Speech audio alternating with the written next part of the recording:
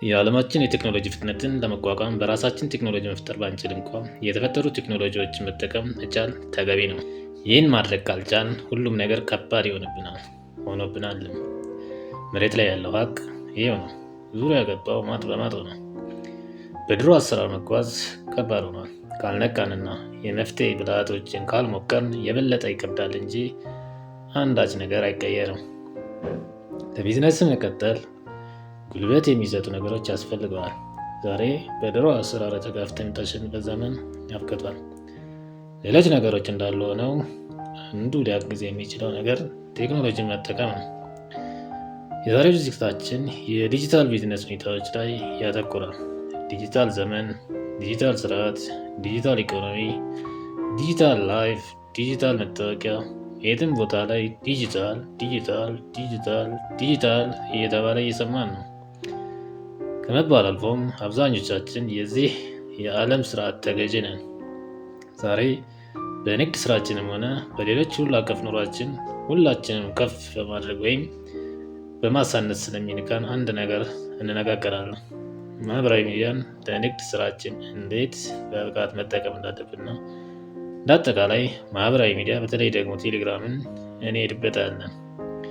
እንዲህ ያለው ጠቃሚ መረጃዎች ለብዙዎች ይደርሱ ዘንድ ሰብስክራይብ፣ ሼር፣ ኮመንት በማድረግ ቻናሎችን ለሌሎች አዳርሱ። ሰብስክራይብ ለአጠቃላይ ግንዛቤ የሆነን ዘንድ ስለ ማህበራዊ ሚዲያዎች ብናወራ የሚገባ ነው። ማህበራዊ ሚዲያዎች ሲፈጠሩ ከችግር መውጫ፣ መሰልጠኛ፣ ማደጊያ፣ ማሳደጊያ የሚሆን ጠንካራ የትምህርት የመግባቢያና የእድገት መሳሪያ ሆነው ነው ወይም እንዲሆኑ ነው። ማህበራዊ ሚዲያ በጊዜያችን ካሉ ፈጠራዎች አንዱና እጅግ ተጽዕኖ ፈጣሪ ነው። በማህበራዊ ሚዲያ መንግስታት ተገላብጠዋል፣ ጦርነቶች ተቀስቅሰዋል፣ ጦርነቶች ተቀብሰዋል፣ ባህሎች ጎልብተዋል፣ የተደበቁ ወጥተዋል፣ የተሰቀሉ ወርደዋል፣ የሌሉ ተገኝተዋል። በአጠቃላይ ኢኮኖሚያዊ፣ ፖለቲካዊና ማህበራዊ የዓለም ሁኔታዎች ላይ ጉልህ ለውጦች እንዲኖር እያደረጉ ነው። እንደ ፌስቡክ፣ ቲክቶክ፣ ኢንስታግራም፣ ዩቲዩብ፣ ቴሌግራም እና ዋትስአፕ ያሉ ፕላትፎርሞች የመገናኛነት፣ የመማማርና ሌላው ቀርቶ የንግድ ስራ የምንሰራበትን መንገድ ቀይረዋል።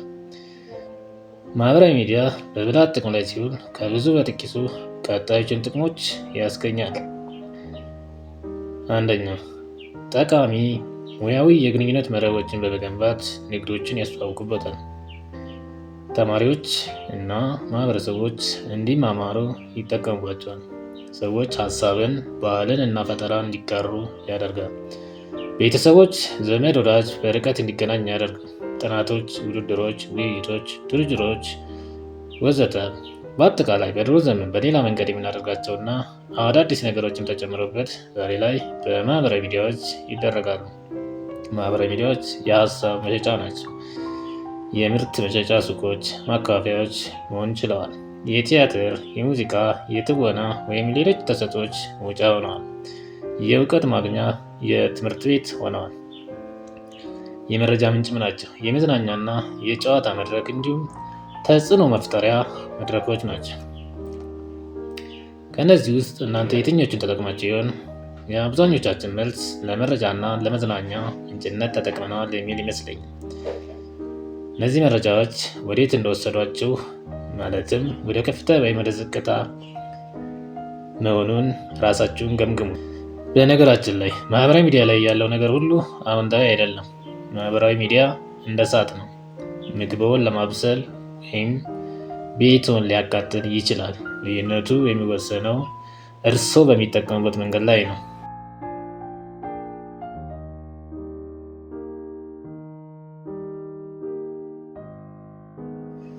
ማህበራዊ ሚዲያዎችን እንዴት በጥሩ ሁኔታ መጠቀም እንደሚቻል ጥቂት ተግባራዊ ምክሮች ቀጣዮቹን። አንደኛ፣ ግልጽ ግቦችን በማውጣት መጠቀም። ለምን መስመር ላይ እንዳለን ወይም ኦንላይን እንደቆየን ማወቅ አለብን። ጠቃሚ መረጃዎችን ለማግኘት፣ ለመማር፣ ከአዳዲስ ሰዎች ጋር ለመግባባት ነው ወይም ምርቶችን ለማስተዋወቅ ነው የሚለውን መገምገም ይኖርብናል። ሁለተኛ፣ አዎንታዊና ትምህርታዊ ገጾችን መከታተል ይኖርብናል። ከፍላጎታችንና ከዓላማችን እንዲሁም ከነባራዊ ህይወታችን ጋር የሚገናኙ በህይወት መንገዳችን ላይ ሊጠቅሙን ወይም የእኛን ሊጋሩ ከሚችሉ አካላት ጋር መገናኘት ይኖርብናል። ራስን የሚያስጥል፣ እድገትን የሚያሳንስ፣ የማይመለከተን በተለይ አሉታዊነት ያላቸው ወይም ጎጂ ነገሮችን መከታተል የለብንም። ሶስተኛው የመጠቀሚያ ጊዜን መገደብ። ማህበራዊ ሚዲያዎች የሩቁን ያቀረቡልን ያህል የቅርቡን እያራቁብን ነው። ስለዚህ ዕለታዊ የአጠቃቀም ሰዓታችንን በመወሰን ለሌሎች ጉዳዮቻችን በቂ ሰዓት መስጠት ይኖርብናል። አራተኛ ግላዊነታችን መጠበቅ አለብን። የግል መረጃን በተለይ አስፈላጊና ሚስጥራዊ የሆኑ መረጃዎቻችንን ማጋራት የለብንም። አምስተኛ አዎንታዊ ምሳሌ መሆን አለብን። በማህበራዊ ሚዲያ አጠቃቀማችንን ሰውን ማገዝ፣ ማህበረሰብን የሚያስተምር ወይም የሚያነቃቃ ወይም ሌሎችን የሚያከብር አበረታች ይዘት ያላቸውን መረጃዎች ማጋራት ይኖርብናል። ስድስተኛ ለወላጆች የሚሆን ወይም የአሳዳጊ ድጋፍ ለሚያስፈልጋቸው ልጆች የቤተሰብ ህጎችን መፍጠር ተገቢ ነው።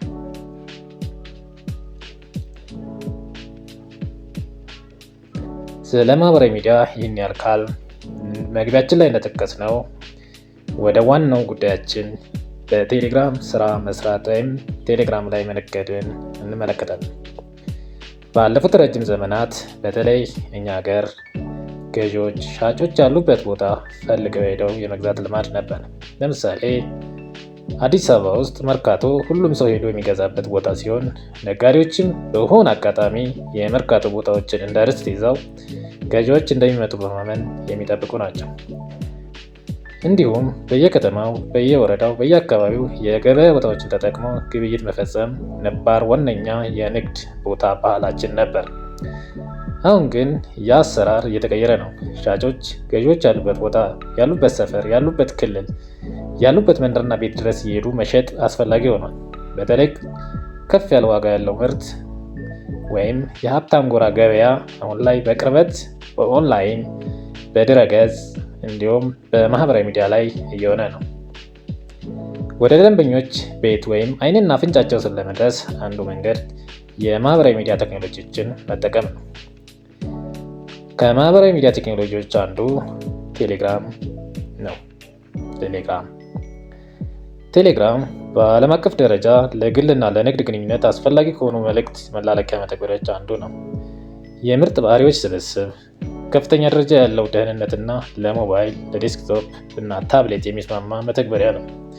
ቴሌግራም ትርጉም ያለው የምርትና የደንበኛ መስተጋብር ለመፍጠር የሚያስችል ለንግድ ስራ በጣም አስፈላጊ እና ወሳኝ መሳሪያ ነው። በተለይም እንደ ኢትዮጵያ ባሉ ሀገራት ለአጠቃቀም ቀላል የሆነ ለግንኙነት፣ ለገበያ ቦታነት እና ድረገጽ በመሆን በስፋት ጥቅም ላይ ይውላል። ቴሌግራም በዓለም ዙሪያ በወር ከ1 ቢሊዮን በላይ ወራዊ ንቁ ተጠቃሚዎች ያሉት ነው። ከዋትስአፕ እና ስናፕቻት ቀጥሎ ሶስተኛው ግዙፍ እውቅ የመልእክት መለዋወጫ መተግበሪያ ነው። ይህ ለቢዝነስ ስራም ሆነ ለሌሎች ማህበራዊ ስራዎች ለመጠቀም ካለው ምቾት አንጻር ቴሌግራም አንደኛ መሆን ነበረበት። ቴሌግራም ለግለሰብም ሆነ ለኩባንያዎች የሚሆኑ የመልእክት መላላኪያ መተግበሪያዎች መካከል በጣም ጠቃሚና ምቹ አማራጮች አሉት። የድርጅት ስሙን ሆነ ምርትና አገልግሎቱን ለማቅረብ፣ ለማስተዋወቅና ሽያጮች ለመጨመር ቴሌግራም ቢጠቀሙ ከፍተኛ ውጤት እንደሚያገኙ ጥርጥር የለውም። ቴሌግራም ካወቁበት ሱቆት ሊሆን ይችላል፣ ቢሮዎት ሊሆን ይችላል። ሀሳብ ካሉትም የማስተማሪያና ሀሳቡን የመሸጫ ቦታ ሊሆን ይችላል። ይህ ጠቃሚ መረጃ እንዲሁም በቀጣይነት የምናቀርባቸው መረጃዎች ለብዙዎች ይደርስ ዘንድ ዩቲዩብ ቻናላችንን ሰብስክራይብ፣ ላይክ፣ ኮመንት በማድረግ ቻናላችንን ተደራሽ እንዲሆን ያድርጉልን። የቴሌግራም የንግድ ጥቅሞች። በቴሌግራም አንድ ኩባንያ በተናጠል እንዲሁም በአንድ ጊዜ ለብዙዎች ለማዳረስ የሚያስችሉ ቻናል እና ግሩፕ በመመስረት ከደንበኞች ጋር በቀላሉና ምቹ በሆነ ሁኔታ መቅረብ ያስችላል። ኩባንያዎች የተለያዩ የንግድ ስትራቴጂ እንዲተገብሩ፣ የሽያጭ እድገትን እንዲያሻሽሉ፣ ተጨማሪ ደንበኞችን ማግኘት እንዲችሉ እና ለደንበኞች ጥያቄ ፈጣን ምላሾች እንዲያቀርቡ የሚያግዙ ሁሉንም አስፈላጊ ጥቅሞች ይሰጣል። ቴሌግራም ከደንበኞቻቸው ጋር ጥብቅ ግንኙነት መፍጠር የሚፈልጉና ተደራሽነትን መጨመር ዓላማ ያላቸውን ድርጅቶች እና ግለሰቦች በጣም የሚስብና የሚማርክ ነው። ጥናቶች እንደሚያሳዩት ቴሌግራምን ከ18 እስከ 34 ዕድሜ ላይ ባሉት ወጣቶች በጣም ተወዳጅ ነው። ይህ ዕድሜ ክልል ከተጠቃሚዎቹ 53% ይይዛል። በጾታ ስናይም ወንዶች 57.4 ተጠቃሚዎች ናቸው። በጂኦግራፊያዊ ሁኔታ ቴሌግራም በእስያ ውስጥ ብዙ ገበያ አለው። ይህም 38% ያክላል። ከእስያ ውስጥ ህንድ ዋነኛ ተጠቃሚዋ ነች። አውሮፓ 27%፣ ላቲን 21% እያለ ይቀጥላል። ይህ ቁጥር መተግበሪያውን ጉልህ ዓለም አቀፍ ተደራሽነት ያለው መሆኑን ያሳያል። የቴሌግራም ለንግድ ስራ የመጠቀም ዋና ዋና ጠቀሜታዎች የሚከተሉት ናቸው። አንደኛ፣ ከደንበኞች ጋር ቀጥተኛ ግንኙነት ይፈጥርልዎታል። በቴሌግራም በቀጥታ ከደንበኞች፣ ከአጋሮች ወይም ከአቅራቢዎች ጋር በቀጥታ መገናኘት ይችላሉ። በጽሁፍ፣ በድምፅ፣ በቪዲዮ እንዲሁም በሰነድ መጋራት ሁሉንም ስለሚፈቅድ በፈለጉት መንገድ ግንኙነት ማድረግንና ፈጣንና ሙያዊ ያደርገዋል። እርስዎ የሚፈልጉትን መልእክት ወይም ጥያቄ ወይም ማብራሪያ ወይም ምርት ወይም ማስታወቂያ በቴሌግራሙ ላይ ያስቀምጣል። ደንበኞች ወይም አቅራቢዎች በተመቻቸው ጊዜ ቴሌግራማቸውን ሲከፍቱ ያገኙታል። ከስልክና ከሌሎች ቀደም ያሉ አሰራሮች በምን ይለያል ካሉ፣ ለምሳሌ እርስዎ 1000 የሚሆኑ ደንበኞች ስልክዎት ላይ አሉ እንበል።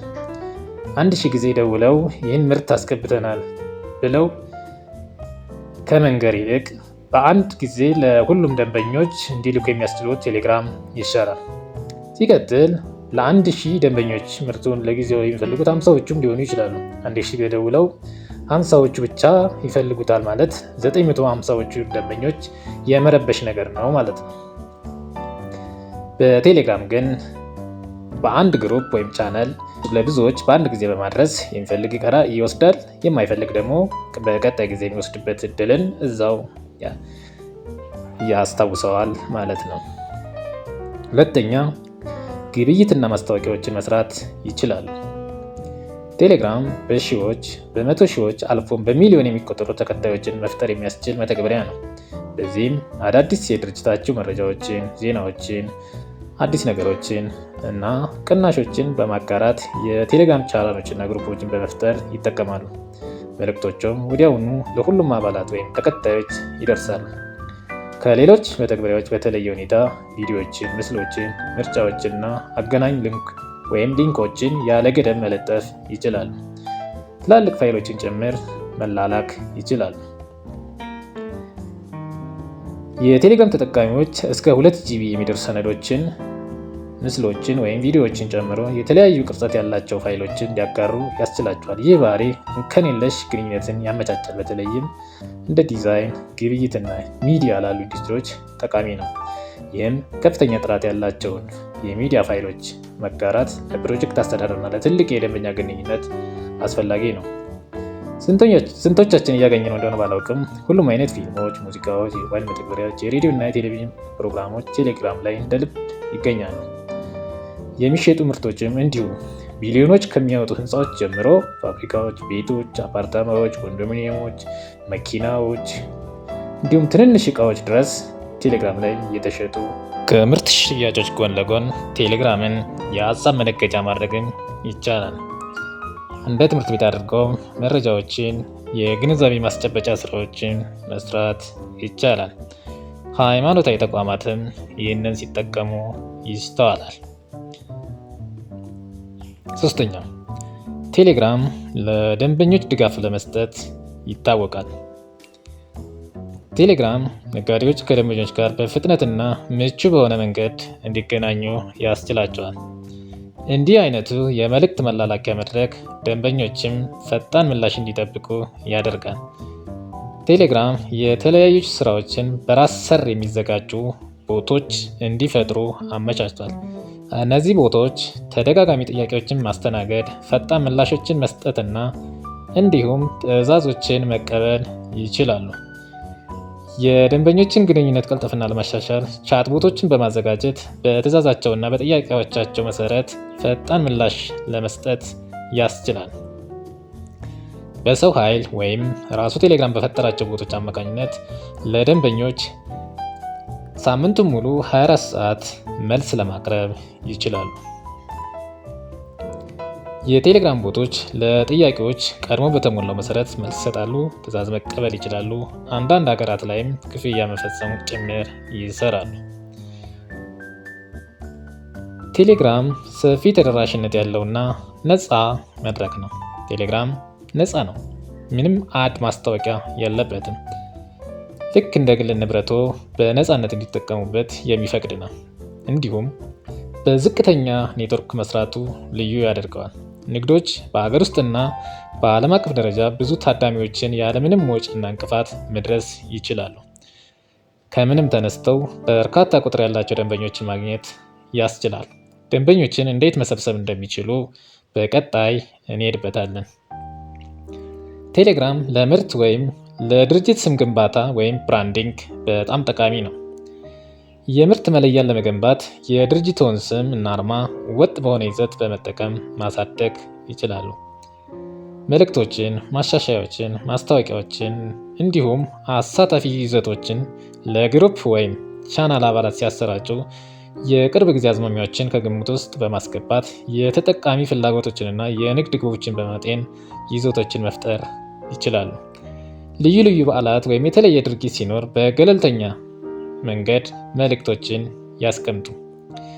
የልጥፍ ይዘት ድግግሞሽ እንደየቢዝነስ አይነት የሚወሰን ሆኖ በሳምንት 2 ወይም 3 ጊዜ ቢለጥፉ ይህ አማካኝ ቁጥር ነው።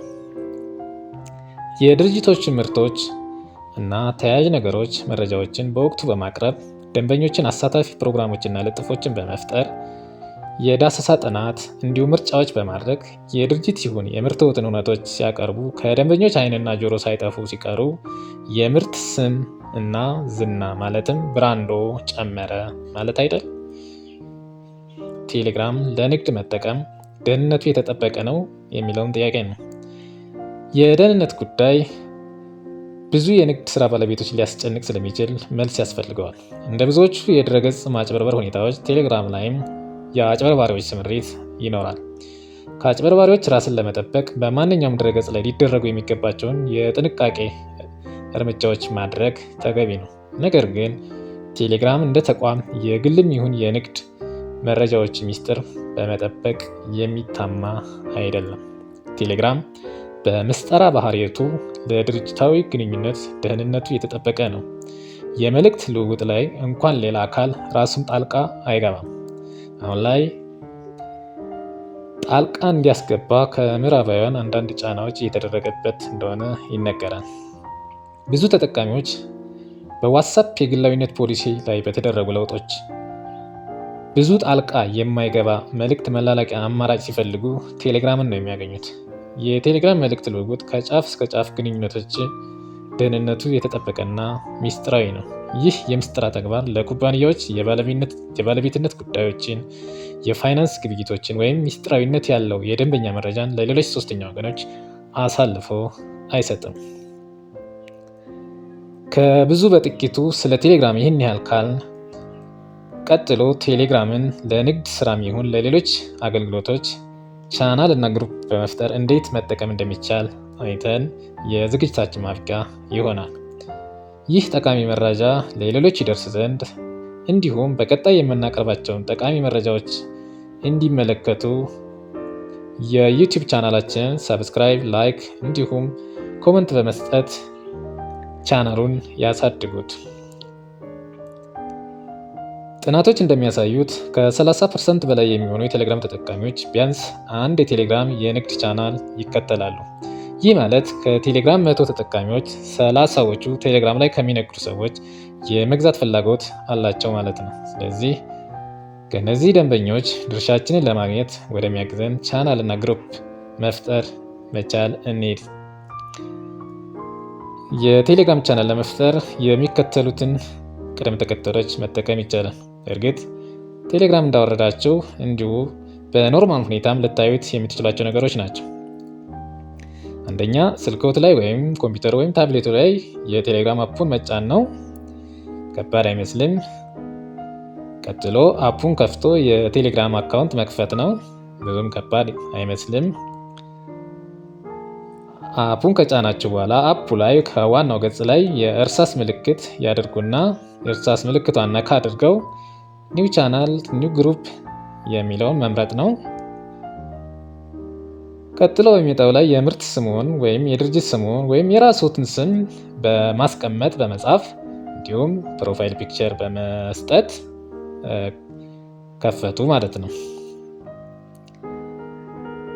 ለቻናል ወይም ለግሩፕ የገላጭ መልእክት ቢያስቀምጡ እንደ ማንኛውም የቢዝነስ አሰራር ጥሩ ነው። ቀጥሎ የአገናኝ ሊንክ ወይም መፈለጊያ ሰርች ላይ ሲፈለግ እንዲገኙ የሚያደርጉትን ሊንክ ያስቀምጣሉ።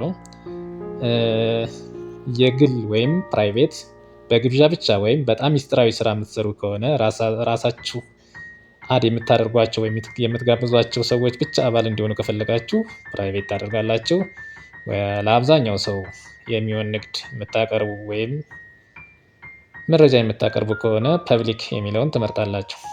ቻናል ላይ የመጀመሪያ 200 አባላትን በራሱ ማስገባት ወይም አድ ማድረግ ይችላሉ።